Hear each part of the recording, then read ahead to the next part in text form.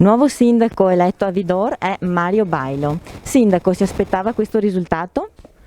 Beh sì, me l'aspettavo perché appunto avevo avuto queste sensazioni in queste ultime ore parlando con la gente, perché sono sempre in mezzo alla gente e quindi queste sensazioni le avevo avute e appunto diciamo me l'aspettavo, insomma, ecco, così. Ha già qualche idea di come sarà la sua giunta?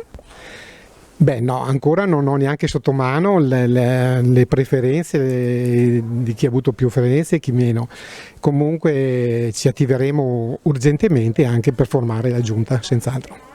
Molti voti ha preso l'ex sindaco Albino Cordiali, quindi sarà al suo fianco?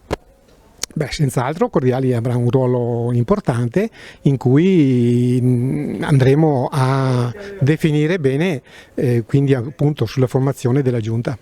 Quali saranno i primi lavori di cui si interesserà?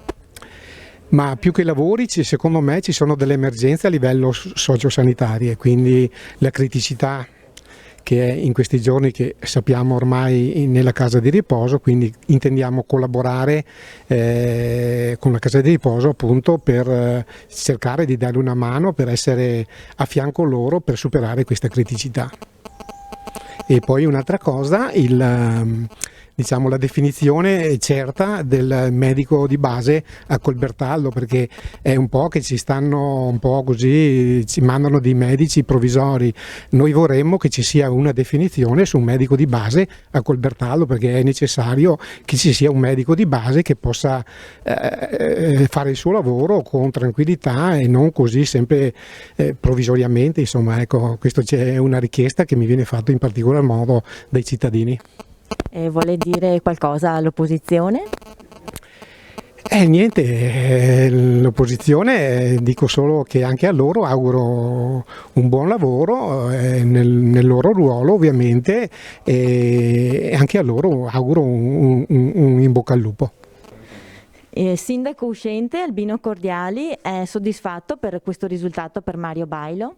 Sì, soddisfattissimo perché diciamo, penso anche Mario Bailo mi ha seguito per 10 anni, quindi ha avuto un'esperienza buona e quindi merita veramente essere eletto sindaco dopo tanto lavoro fatto insieme e anche e soprattutto per la continuità.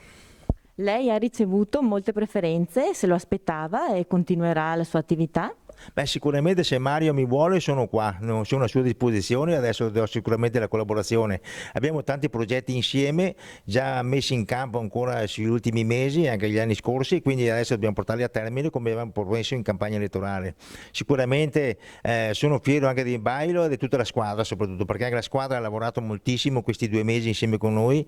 Ho conosciuto dei ragazzi giovani, determinati e veramente vogliono fare qualcosa per il nostro paese. Sicuramente questo sono molto motivati, questo mi fa felice perché vuol dire che hanno un buon senso anche della responsabilità del ruolo che andranno a coprire insieme con noi.